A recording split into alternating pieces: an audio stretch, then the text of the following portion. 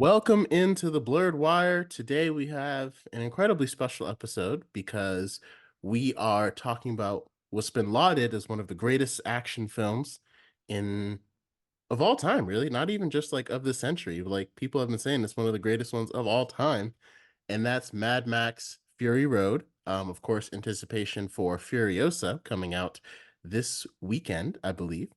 And to get started though, I'm gonna say hello everybody. How's it going, Ty? How's your week been? How's your day been? It's been a good blustery hot day. Blustery hot day. That sounds like what's it like in Florida right now? Hot. Hot. It's the That beginning of describes it. summer in Florida, so all Oof. of us we're starting to revert back to our amphibian side. I'm Oh getting I'm getting used yeah. to having a trail of sweat down my back 24/7, Oh my God. which is not fun, but you live with it. Yeah, I went outside for a little bit this morning and I was like, oh, it's a little toasty out here. And I was like, oh, I can only imagine what's like 500 miles south of me in Florida. So that's got to be fun. And that's partly why we don't really live there anymore. So, yeah, sorry you're going through that. And so how are you today, buddy? Pretty good, pretty good.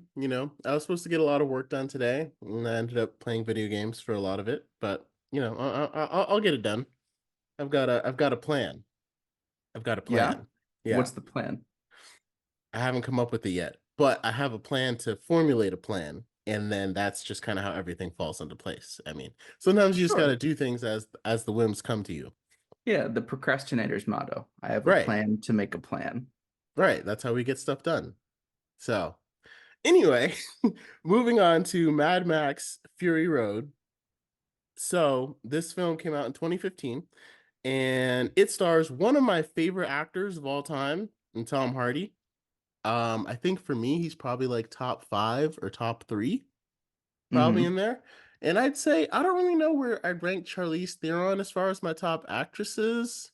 I haven't really thought about it that much. I don't know if she'd be in the top five, top three, probably top 10, but obviously fantastic actor performances all around. What were your initial thoughts about this film in particular? Uh, when I first saw it, um, it kind of blew me away. It made other movies kind of worse Oh, around it because it was so creative in a way that, at least for me, Hollywood blockbusters had not been. uh-huh. Like there were things that they were doing with the way they were framing shots and the way that they were coloring scenes and the way that the intensity of the action, the Hmm. world building, all of the little tidbits of lore that we learn here and there. I'm a huge sucker for world building like that. And so all of the culmination of everything, and then the soundtrack, the intense Oh, music yes. Hmm. throughout. It's made an impression that I don't think very many action movies have lived up to since, for me. I think it's one of those movies that it to me, like I didn't know anything about the Mad Max franchise, so it came out of nowhere. Hmm. And I heard about how great it was in 2015. And for some reason I never checked it out until I was, studying video production, and this was literally a movie that we studied just for the film shots and the action sequences. And like you mentioned, particularly in the action sequence where Charlize Theron is fighting Mad Max, Tom Hardy's character. Hmm. And like you said, the intense action. This is one of the few action movies where you're actually nervous for somebody's life. Like you don't really know who's going to live and who's going to die in every action sequence. Like it was actually genuinely surprising. It didn't feel like any character had like plot armor or, made it out of a miraculous situation just because they're the main character. It felt like anybody in this world right now could die at any single second. Like nobody is safe right now. Hmm. And like, so like when you saw this film, had you watched like the old 80s Mad Max films before it, or was this like your introduction into this world. No, first time I'd ever seen it. I don't Hmm. I don't think I've ever seen a Mel Gibson movie to Yeah. my knowledge. Yeah, I had no idea that there was like a whole franchise before it until because they didn't even tell us in class when we were looking at this movie. I happened to look it up on Wikipedia and I was like, there was a whole Mad Max franchise? And so I guess this one technically takes place after Beyond Thunderdome, Hmm. but obviously they couldn't bring back Mel Gibson 40 years later. So it just kind of picks up with new actors playing And along in the same story. nor do you need to know literally anything You really from the don't. previous Mad Max movies. This Mm-mm. is a testament. This makes hardly any, if any at all, references to previous Mad Max movies. This is 1,000% its own thing. And like I went back and watched some of the old Mad Max movies, and they were lauded in their time for what they did, which was incredible. In fact, the first Mad Max, I think it made 185 times 285 times its production budget because its budget was only 350,000, Mhm. and it grossed over 100 million. And like those films, the way that George Miller, who's the director of Mad Max Fury Road, like it still works for his story because he ends each film the same way with Mad Max just kind of venturing out on his own. So it's Mhm. not like this doesn't feel like a reboot like we had to redo his story. It's like if you knew his story, great. But otherwise, you could also just come into the story. Like you could just come in having not known anything about the Mad Max universe and be completely immersed in the story. And I thought that was incredible because most of the time, like when you're bringing a character that you've already done three movies on, they're going to have something from their story that you're going to need to know for the audience or anything like that. But it's like in this world, it's so crazy and there's no rules anywhere. It just doesn't matter. You can just walk right in and enjoy what you're seeing. 100%. And I think a testament to that for me is how many small little details that George Miller has kind of peppered throughout to make it feel fleshed out for such a crazy post-apocalyptic like environment. Hmm. Like having the oh, see, I'm drawing a blank now, but the what are they called? The Road Boys? The I think they were called the War Boys. They're called the War War Boys. Boys. Yeah. The entire like religious fervor that's built around Oh my cars God. Yeah. in this world, and like down to the iconography of making a V8 as a religious like sigil with their hands worshiping Witness their head. Yeah. in And Valhalla. yes, it's it's Oh. it's incredible, and it's something that's so it's done so effortlessly that Hmm. I think that's what makes it feel special. Like attention isn't drawn to it out of the blue. It's just little pieces of environmental stories that happen in the background, happen mostly visually without dialogue. Like a lot of the great things in this movie are done visually and without dialogue. Um, and it just makes you feel like this is real.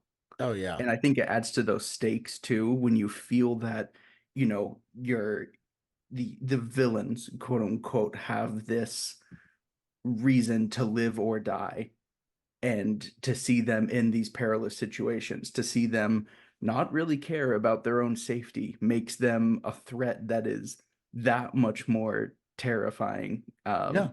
for Tom Hardy and Charlize Theron and the rest of their caravan to come across.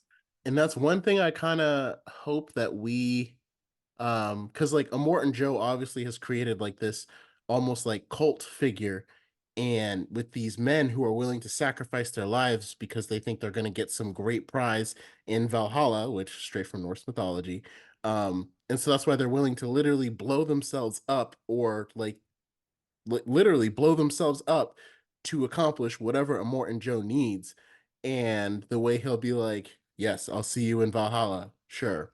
um And I would love to. I don't know if Furiosa will address it, or maybe it'll all kind of already be established. But like how that came together, like how Dune Prophecy is going to talk about how the Bene Gesserit created their religion, something like that. I hope we get to see like how this like the cult of the War Boys, I guess, gets started. And I don't know if Furiosa will reference that, but based upon the trailers, it kind of seems like it's already been established. So Yeah. that would have to be like even before then. Yeah, and see, me, I don't want them to explain it. Don't explain it. Just show us it Oh, existing. really? I don't need you. That's what I see. To me, if you start doing that, that's when it takes it away.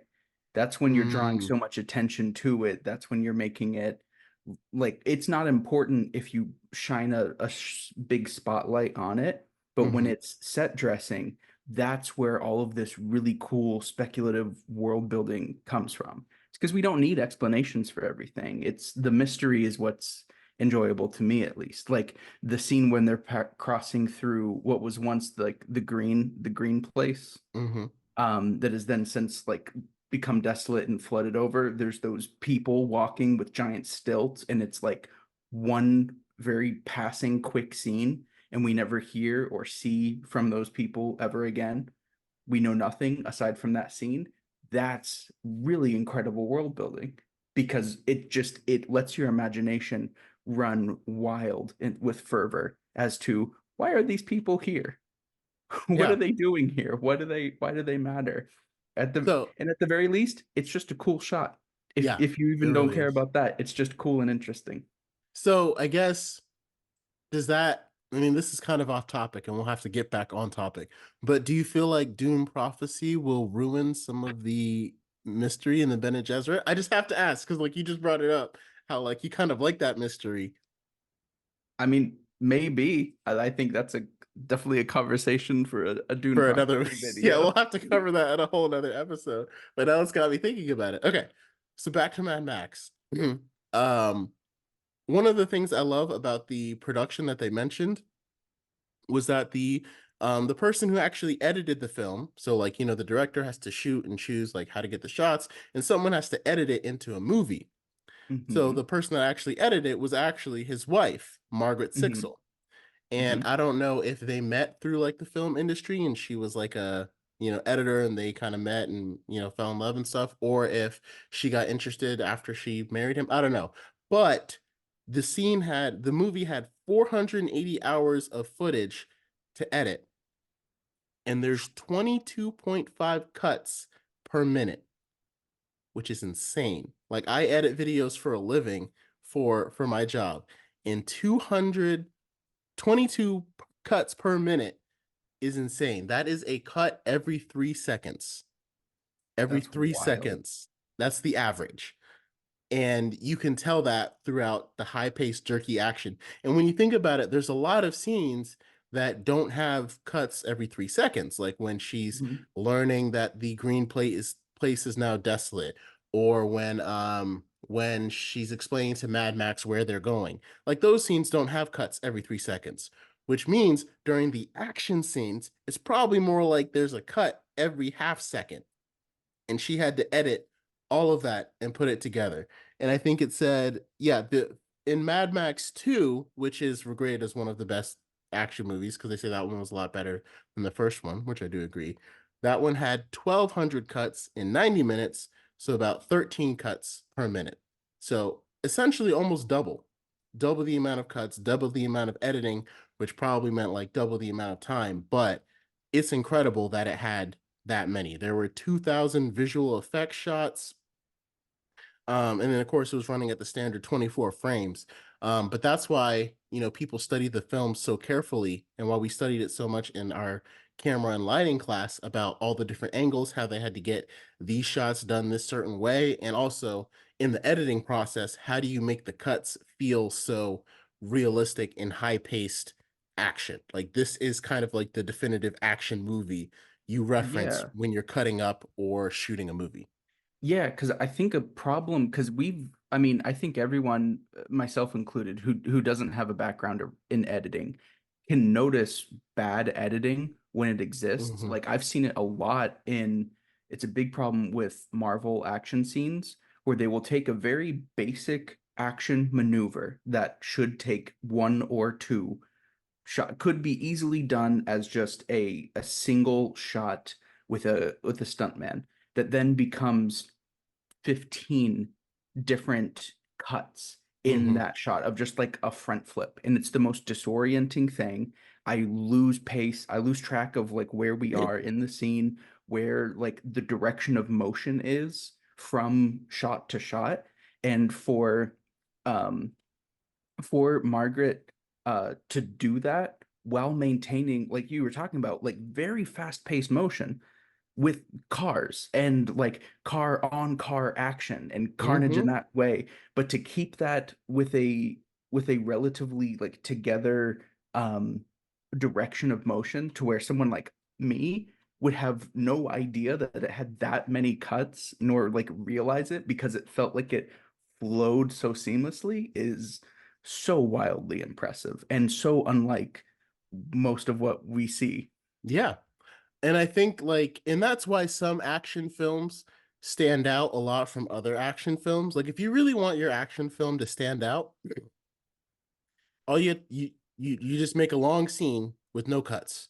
Like that's Mhm. why Extraction 1 and 2 starring Chris Hemsworth, that's why they did so well on Netflix and why they were so lauded because each one had one or two lengthy action scenes with no cuts. And while it looks cool on screen, like people don't realize that going into that, everybody like you have to get it perfect. That's Mhm. not a because when you're cutting up an action scene, you can shoot it, someone can mess up, and then you can take the good parts out of here and the good parts out of here, and then kind of put them together. But when you have that cut scene, when you have an action scene with no cuts in it for 5 or 10 minutes, which Chris Hemsworth does a lot in those two extraction movies, everybody has to be in the exact right spot at the exact moment, and it all has to happen perfectly. If one thing is off, you have to start all over again. And that can make that can make a 5 minute scene take almost days and hours, Mhm. probably weeks to shoot because you have to get it right every Mhm. single time. Now, of course, you know, based upon the director, sometimes you can get it right, and sometimes that even makes it easier because if you get it right on the first take, then it's like, oh wow, okay, that's good. We saved a lot of time there. Mhm. But it's definitely very, very difficult. And that's why people laud it so much when it's done, because not only does it mean the director had to really the only person it's easy for is the editor who just can just I mean you still got to color grade and stuff, but you don't have to make so many cuts like Right. when they do scenes like that. But I guess going back to Fury Road, I feel like you could in the difference between Marvel's editing and Fury Road, because obviously both have a lot of cuts, but sometimes Marvel will cut away from it feels like the good stuff. Like you're about to watch someone land a punch and it looks cool, and then they cut to show you it from another angle. And it's like I didn't you almost kind of lost momentum on the hit or the action Mhm. scene that you're doing because you cut away before it happened so we could see it from another angle when I still just wanted to see it at the angle it was happening at. Right. But with Fury Road, obviously it's a very um the world itself is disorienting, and with her style of editing you can tell when she was going for I want a disorienting feel, I want the audience to be uncomfortable watching this, because there are times where I was watching this and I'm like, I am kind of disturbed, but I can't take my eyes away because Mhm. this movie is so insane. And and she did an excellent job going from disorienting to exactly when I wanted to make my point. Like, oh, I'm trying to think of one specific scene, but I think it's the one where Furiosa finally kills a Morton Joe, Mhm. and she gets close to them and is like, remember Remember me? me? That was a really, really well executed cut because we got to see the look in his eyes, we got to see everything, and it had been so disorienting before then that right at that moment it was kind of settled in of yeah, this guy's about to die and she's about to rip his face thing. What she put the chain from his face thing in the tire, and it just And it oh, just ripped it off, just ripped tore his it off. face off. Yeah, it Oh. was it was insane. So yeah, the technical um feats that had to go into this film is rightfully in the upper category of some of the best ever. I think one of the only little tidbit I know from her editing was at certain points throughout the film, she would she would like physically cut frames out of shots to give it a much so like there's certain scenes when they're Hmm. running that aren't at what if it's I don't 24 know what it's frames. running at. If it's running at 30, then it was running at 10 or 15 at these moments, and it's to make it feel jerkier. And one of them is like right at the Hmm. beginning when Max has been captured and he's like running away from the war boys and he like jumps out off like the edge and is like hanging on the cliffs. That scene is cut up like that, and it's so jerky and disorienting, and it was something that like I didn't really pay attention to, but I felt the emotion. And then I Hmm. learned that fact afterward, and I watched that scene again, and it's like that is such a cool technique and a really, a really great testament to how important editing is Hmm. to establishing the emotions that you're trying to get through the film. Because I feel like if this was edited by anybody else, it would feel like a different movie. Like It really this would. is Margaret's movie as much as George Miller's in that sense. and and with because all editing, all the frame rate, all that is the way that humans perceive videos. Like when we see, like, if you're watching this video right now, all videos are done at 24 frames per second, which essentially means every second a video is really just taking 24 pictures. So like Hmm. every second there's 24 pictures in a second. So when you're editing, you can zoom in the timeline. And again, we're talking about in a movie that's like 2 hours, but you can zoom in and go to the individual frames to see each picture. And so to cut it out is so incredibly, I don't even know what to liken it to as to how tedious it is to just to go into each individual second.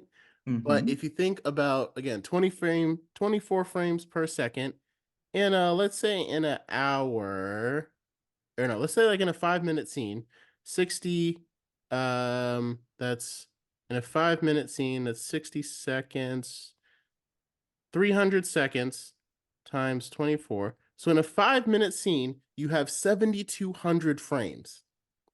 So in one of those running scenes, Margaret Sixel is going through and picking out exactly which frame she wants out of Hmm. 7,200.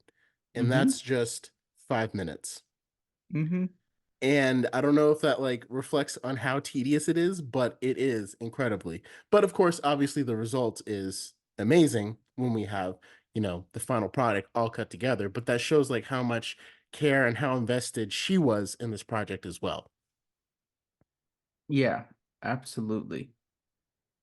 And one thing that I learned recently was I didn't realize that the sound designer, Mark Mangini, not only did obviously he did a fantastic job on Mad Max Fury Road, but he also did the sound for one of our other favorite movies, and that is Dune. Hmm. I don't know if he did the sound for Dune Part 2. I don't think he did.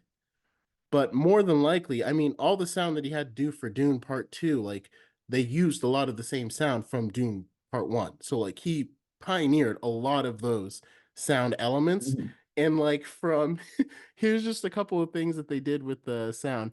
So the mechanical truck sounds of the Warwig, he used whale calls to make that.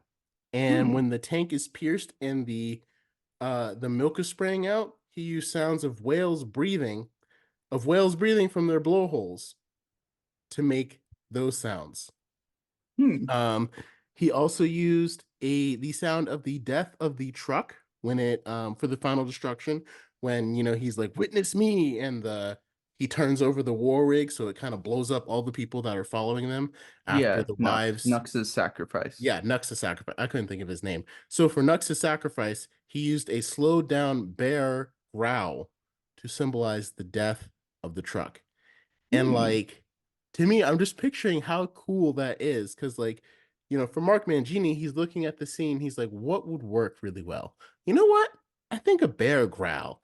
So that means he Yeah. literally got his crew. They either went to the zoo or maybe they just went out into the wild and they had their recording equipment and they waited to hear a bear, recorded it, and then went back to the studio, played around with it, slowed it down, chopped it up. It's just, it's so cool. And now that's what we perceive as the sound of a truck blowing up rather than a And bear growling. and interesting choices that he's using a lot of animals to make the sounds Hmm. for the like the load bearing like equipment because like we're living in a world where there are hardly any animals whatsoever.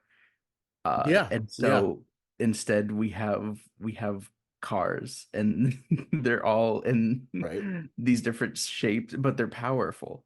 Like they're very powerful. And to use such large, imposing animals for their sounds, I wonder what other little moments he used animals for throughout. I'd be really keen to see.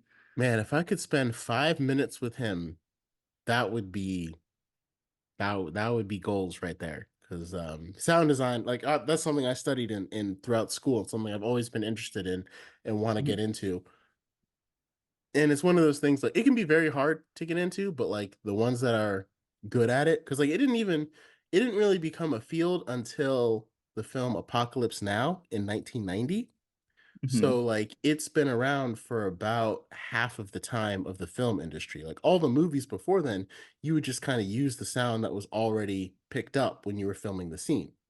Mhm. Now they actually go and intricately make these. Like if you want to see something really cool, look at how they do the sound for. I wonder. I should really watch. I'm gonna try to find a background video on how Mark Mangini did the sound for Fury Road before I go see Furiosa. Because again, I don't know if he'll reuse. I don't know if the sound designer for Furiosa is reusing some of those sounds, but he might be, because it's gonna have to be in the same world, kind of create those same elements.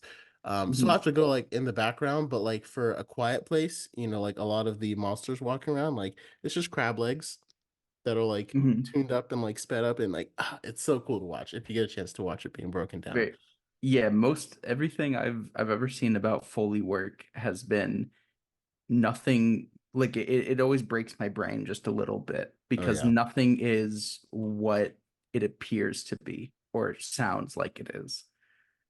And you Like, have to like come up with it. And like most directors don't really like some of them come from sound design, but most directors are gonna be like, hey man, so I want this to sound like or like if George Miller is telling Mark Mangini, he's like, he's not saying like, hey man, I want this to sound like a bear growl. He's saying like, I need an explosion for when the truck blows up. So however you want to do that, just make sure it sounds like a big explosion. And like Mark Mangini has to be the one that's like, okay, how do I make that explosion sound and like really emphasize that the war rig is being destroyed and it's dying. mhm. How about a bear growl? Like, I don't hear a lot of bear growls in my day-to-day life, but the next time I hear one, I will definitely think about it differently, knowing exactly what he did in order to create these You'll incredible say that sounds. sounds like an oil rig exploding. Bill, you should rename that bear War Rig. That way, it really connects to the story. Before we kind of move off of the technical side and move to more of like some of the themes of the movies, I found a lot of very interesting facts about Margaret Sixel and working on Mad Max Fury Road. So Margaret Sixel, sorry, and George Miller met because they both studied film in Australia, and she worked as an assistant editor for a studio somewhere, and then she met him, and I guess they fell in love and got married. So then fast forward to 2012, which is when she began editing Mad Max Fury Road. And Mhm. interestingly enough, you know how you say that like Mad Max Fury Road feels like so different from any other action movie we've ever seen? Mhm. Well, that's because George Miller, because Margaret Sixel had never edited an action movie before, and George Miller Mhm. specifically chose her because he didn't want it to be like every other action movie that's existed. Because he's like, if I get one of the usual editors, it's going to look like any other action movie, and I want this to be different. And that's exactly why. Like, she's the reason why it stands out. Well, she's probably, one of the reasons why it stands out as being so different because this is her first time editing an action movie, and she really just goes against the grain compared to what was accepted. And like he said, Marvel was really big at the time, and he didn't want it to feel like that. So that just makes me like the movie so much Mi- more. So, Mission successful, man. Like right? So, but I couldn't think of a better reason to to pick someone who hadn't edited an action movie before. And right. what a stellar job for a Like, first and time this is your action movie. first action movie. Like, I understand wanting it to be different, but again, choosing someone who's never and this is your first action movie. Like Mhm. this movie, it's insane. So they did about 10 to 20 hours of footage every day. And so like the way that filming usually works, they'll bring like 20 cameras or so to film, and they'll get about like 10 to 20 hours worth of content every single day. And for this movie, I think it was even longer because Charlize Theron and Tom Hardy, apparently, I saw this article that was like, apparently they had like a small beef on set because Tom Hardy would like show up late and Charlize Theron didn't like that. And that's a clip I feel like would have been very interesting to see Charlize Theron going off on Tom Hardy I for mean, being shoot, late. if you're shooting for 10 hours a day, Yeah, I was like, show you up on gotta time. show up And on it wasn't time, like man. 5, like it was like 2 hours, like 2 or 3 hours, like diva status, like the rock status of lateness. So definitely justified. Um, so anyway, so all that footage that they shoot are called dailies. And so the editorial team has to scope through that footage every single day and mark which footage is usable, and which footage is not, because the filming team just shoots it all and sends it to them and says, "Okay, you guys go figure out what to do with this." So each Mhm. time it had to be flown back to Sydney, Australia, because there was so much data. By the end of it, she had 470 hours, which took 3 months to view, just to watch all the footage. Took 3 hours to watch all of it. She spent 6,000 hours editing, 10 hours a day, for 6 days a week to create the 120-minute film. Wow. Say that one more time. 470 hours, cutting it down into 2 hours, 6 days a week, 6,000 hours at 10 hours a day. And I'm trying to think, how many days is that? 100 days? No, that's way more than 100. That's 1,000 days. So that's a couple of years, basically 3 years. Yeah, because she started in 2012. I know the math is. I'm sorry, guys. I'm talking about movies. I'm not doing math right now. So yeah, it took about 3 years to edit, which is why, because I think the filming concluded in like 2012, or at least they started in 2012 or something like that when production Mhm. started. So, um, that is insane. That is an insane amount of work, insane amount of dedication, and yeah, and it's just like boggling my mind to think about it. Like, imagine what like if we got like a 470-hour Mad Max movie. Like what? Like he filmed enough for it. Like what would we even get? I Oh, don't see, but that's the thing. I love how tight it is. For a 2 hour movie, it feels like an hour and a half. Like things fly by. A lot of the setup is done very quickly with one or two shots per dramatic point. Like we get to the point of the movie so quickly, so early on, without it feeling rushed or like we're lacking mm-hmm. explanation. Like it for a chaotic and weird alien almost at times feeling world, it feels so down to earth in its motivation and it gets there so quickly and it sums it up so satisfyingly. Yeah, It's yeah. like that the 3 years worth of work really paid off. And I think you're exactly right with that, because like I was just watching Taken the other day, Taken 3, and I remember being like, this is the third movie, and like it took us like 30 minutes to get to any action. And I'm like, Mhm. we're in the third movie. We shouldn't need like any setup. And I just remember thinking, like, it's taking me so long to get here. And usually by the time you get to a third movie, because you've set up everything, you can kind of just go for it, like just go straight into the action and everything if it's an action movie. Mhm. But with Mad Max, it felt like that's exactly what they did. Like the movie literally starts with him trying to escape from a thing, and he's running around with all these bald war boys chasing after him with with the silver spray all over their lips. Mhm. And we are thrust into the world, and George Miller's like, basically, welcome to my mind. I hope you enjoy your stay. And Yeah, it have fun here. really, yeah, and it really doesn't slow down from there. It's just in its one epic thrill ride. And again, a lot of movies can start off really fast. Like, again, don't want to compare it to Avengers: Age of Ultron because it feels like even though they're both action movies, it's like completely different veins. But like that Mhm. movie started with a lot of action, but it felt like we were missing some stuff. Like, why are the Avengers attacking the compound? Why are they trying to get Loki's scepter? And for a lot of like hardcore fans that knew exactly what was going on because like they came out with like one shots or like a comic or like a little thing kind of describing it or have been theorizing about it, it wasn't as confusing. But for like the casual moviegoer, you don't really know why the Avengers are attacking this compound. They just kind of are. And you're thrust into the action and the movie kind of picks up from there. But like Mhm. again, with Mad Max, we're thrust into the action, but we're not missing anything throughout. We don't need any more narrative threads. We're in this world. The world, and again, I think that kind of goes to like the cinematography and the shots. It's like the world explains itself. Like Max doesn't really have to sit down and explain why people are crazy or that people are crazy. We just see it. We see how crazy it is. And it's like, and it allows you to establish that while telling the story at frankly, a breakneck pace. And really well Yeah, done. absolutely.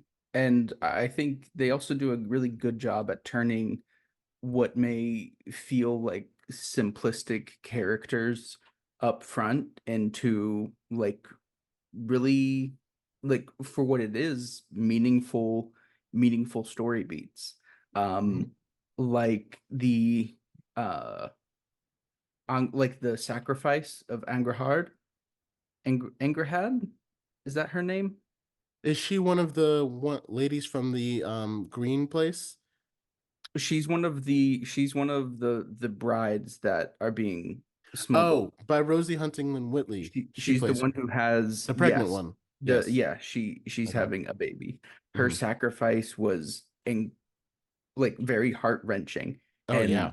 so tragic and sad. Nux's sacrifice towards the end, like his journey from, being so willing to die for his cause, but not having it, and then to turn around and have, And die something he for a different cause. really willing to die Mhm. for was just so moving. It felt, same action, but he viewed his life with more reverence before, always willing to make that sacrifice. But now it's like he truly believed what he was willing to sacrifice for. And Mhm. what a great turnaround. What a great turnaround for him. Um, Zoe Kravitz's character, being more comfortable, like defending some of her other sisters there. It's all of them are, not necessarily the most dramatic thing there, but for the kind of movie that Mad Max is, they were done so well. And I feel like I don't know what's the word to describe it. Like I don't want to say like they almost looked normal, but it's like you could tell that they stood out from like this crazy world that was going on around them. Mhm. And I think like you mentioned with the splendid I can't pronounce her. How do you pronounce her name? Angharad? Angerhad. Angerhad? Okay. I can't remember exactly how they pronounced it I'm in the like, I movie. just watched this movie like 3 days ago, and I'm like, I'm drawing a blank on how to pronounce it. Um, but basically, in her sacrifice, it was so like her death was so unexpected. I didn't expect Mhm, her to die at all. That completely threw me because, mhm, and she looked like she was about to get on the boat. Like she was smiling, like, hey, I mean, get on the rig. Like she was smiling, and like the camera, again, it was a great edit. She was happy. She wasn't like fearful. Like, you know how, like, when characters are about to die, they'll kind of like do it up really big and you see the fear in their eyes and the camera will zoom in.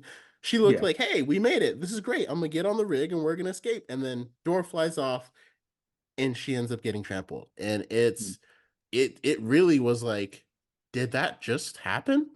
And I feel Mhm. like that's part of what, ended up inspiring Nux's sacrifice later on.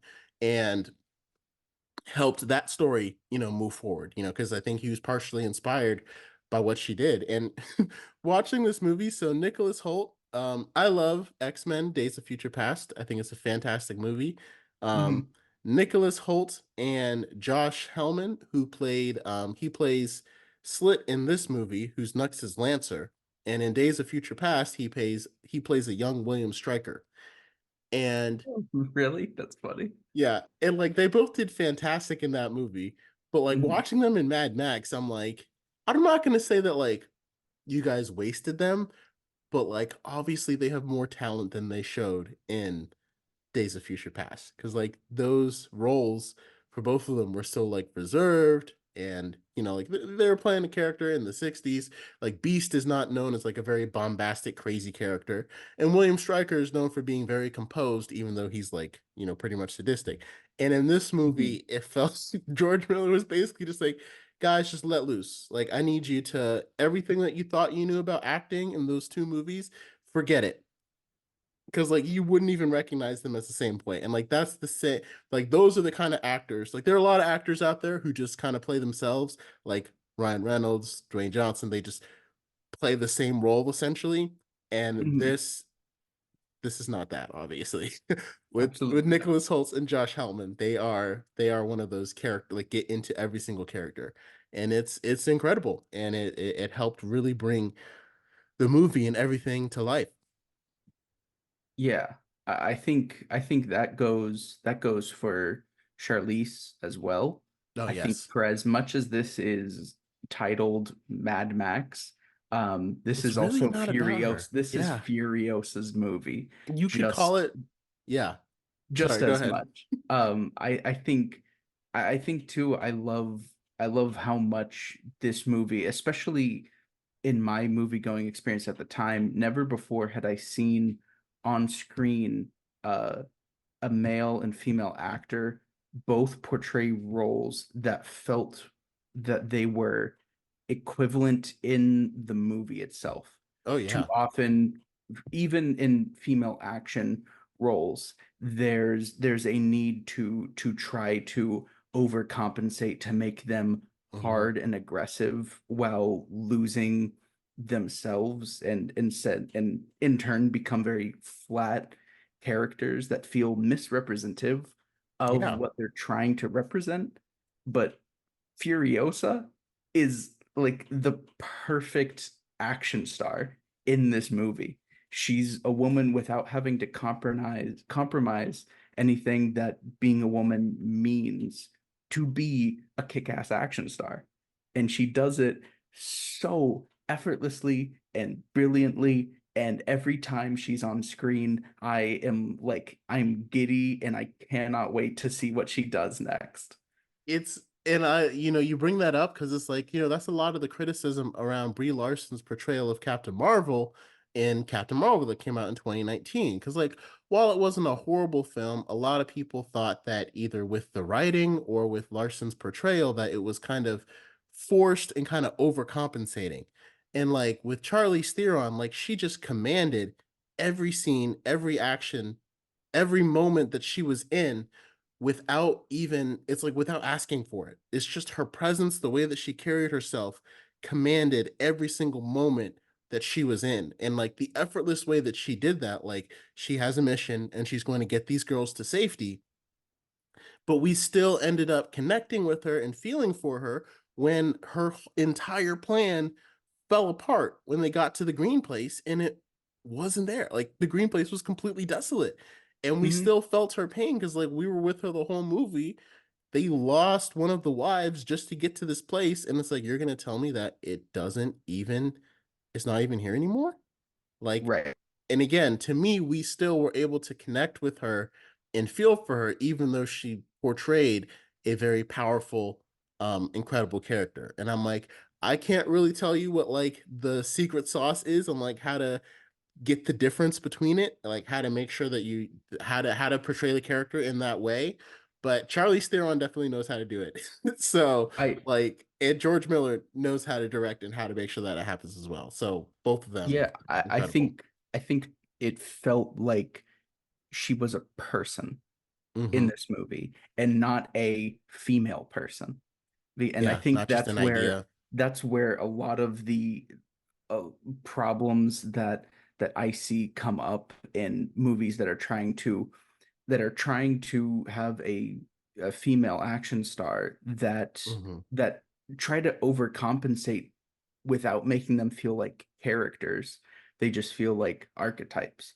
Like for the world that we're in, Charlize Theron has moments of compassion and mourning. It's a hard world that she lives in, but she's also to display empathy Hmm.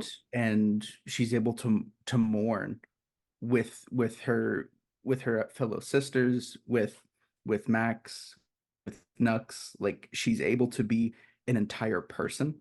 And it's sad that the bar is that low, but Yeah. it should be shined when it succeeds so well here. And it Hmm. makes me excited to see what Furiosa is going to do with her character. We get to see the an even more young and more rebellious Furiosa, and uh I can't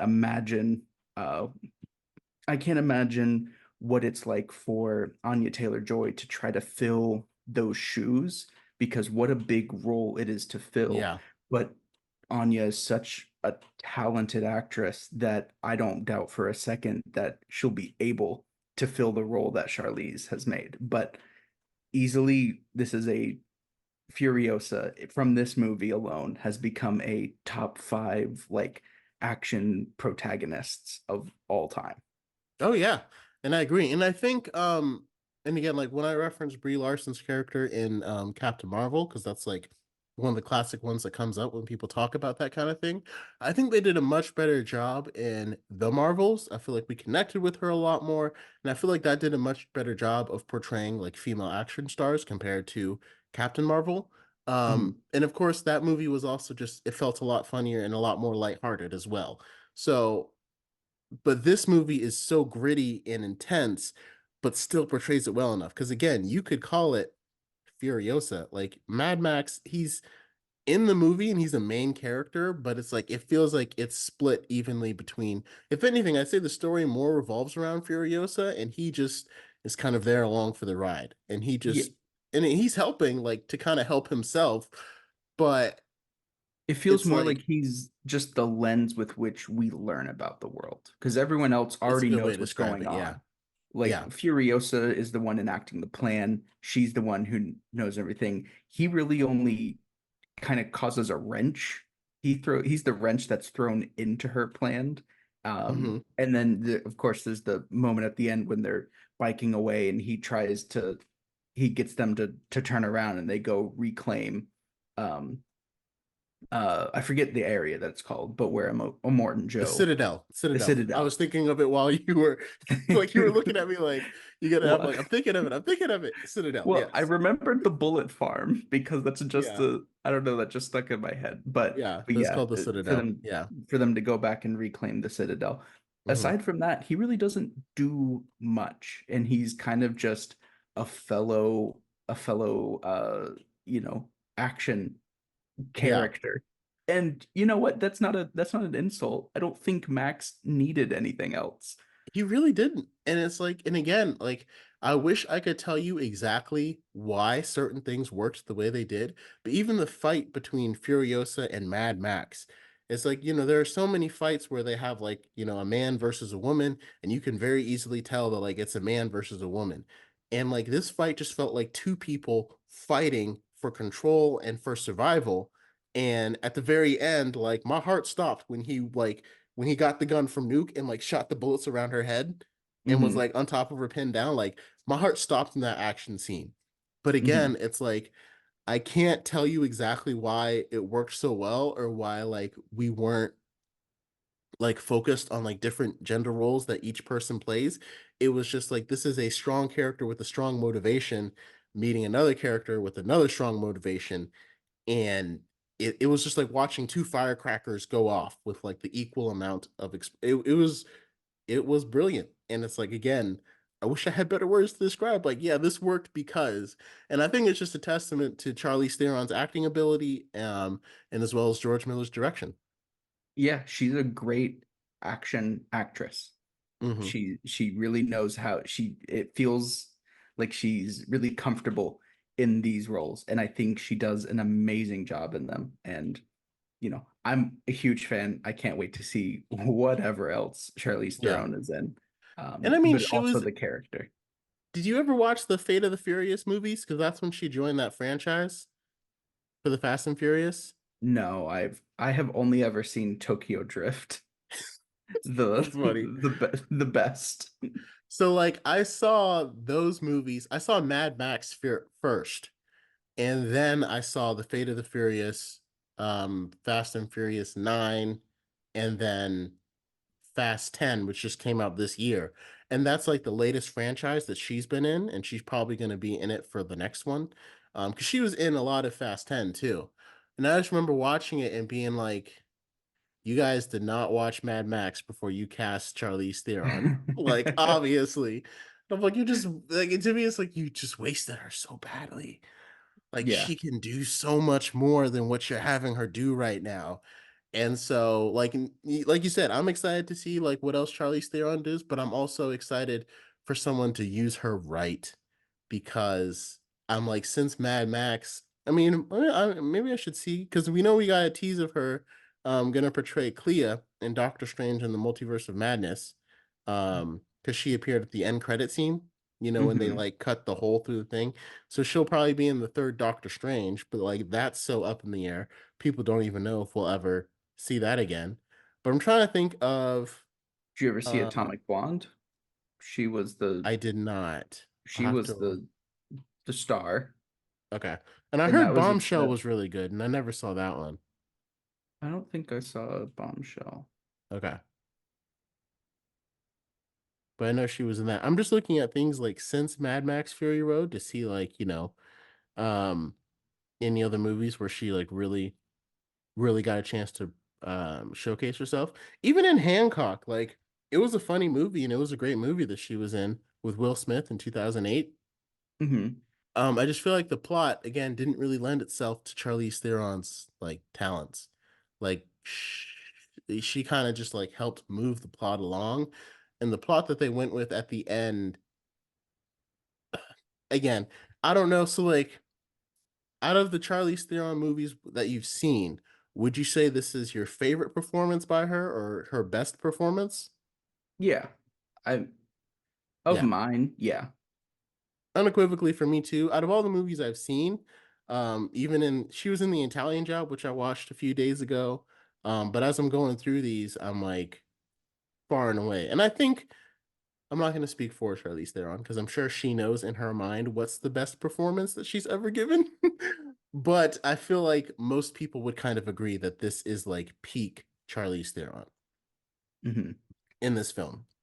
Because, and again, I feel like it's more because the plot allowed her to fully um, express her talent and how amazing she is as an actress. And I'm just like, any movie that doesn't do it as well, it's like don't even cast her, or just like this is the standard to me, like that you need to use. Like your plot needs to allow her to shine the way that Mad Max did.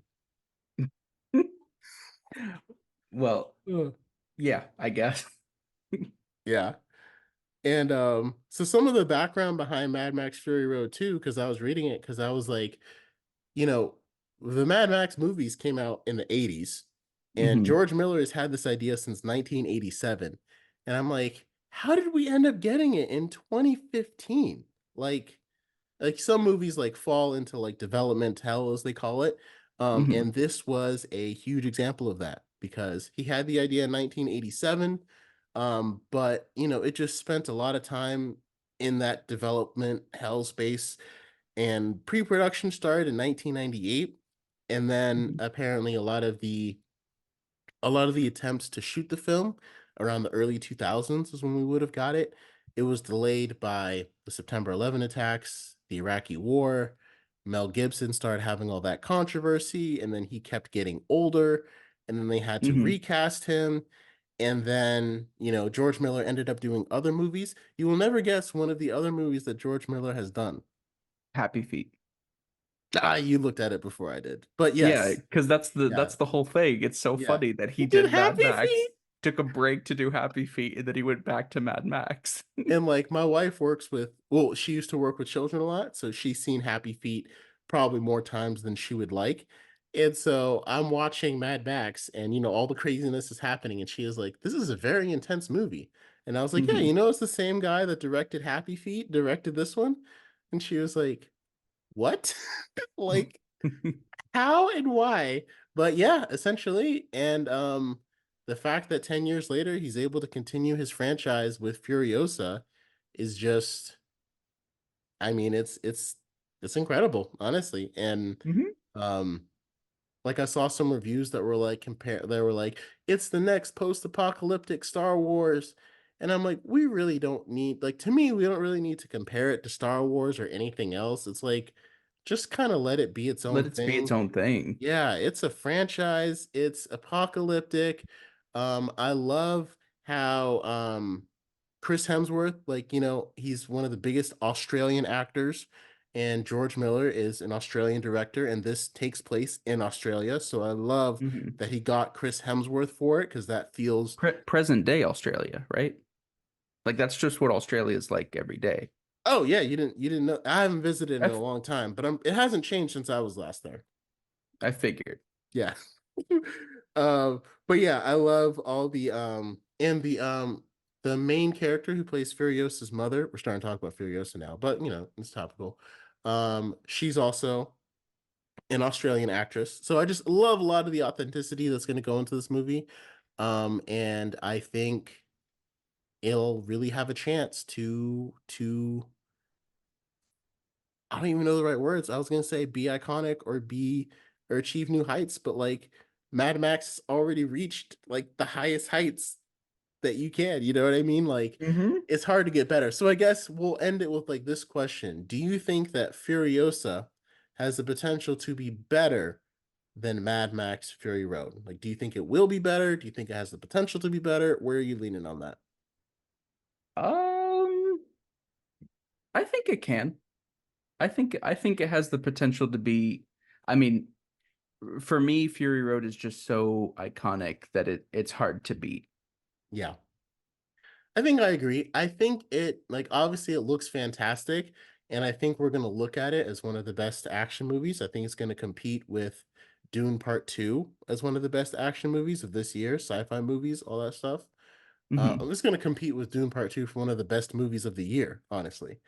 Hmm. Um, but I'm like, will it reach the same heights as Mad Max? I feel like there was, like you said, that was kind of a perfect storm, and the fact that Mad Max was able to stand out from so many action films also Hmm. helped what raise it to that level. You know what I mean? Like with Furiosa being in the same vein, I don't know if it'll end up being as iconic, because we had Mad Max. Like, you know what I mean? Like Mad Max stood out because of the way it stood out from action movies, and Hmm. Furiosa will still stand out, but not quite in the same way because this won't be the first time that we're like Mad Max felt like the first time we were getting this.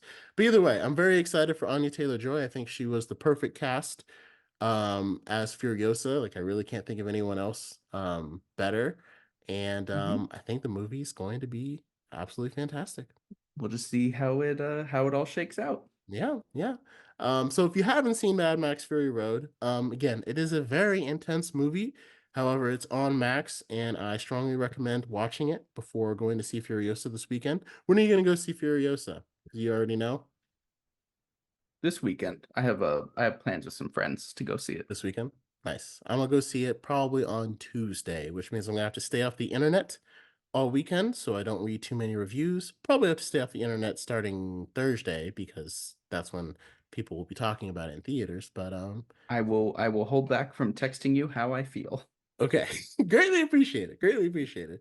So yeah, if you haven't seen Fury Road, check it out. This was our review of it. But of course, tell us your thoughts. Did you like Fury Road? Did you not like Fury Road? Our opinions aren't necessarily the right ones. They're just our opinions and how we weigh it out. So leave us your thoughts because we want to hear them. And we will see you guys next time when we cover Furiosa. Take care.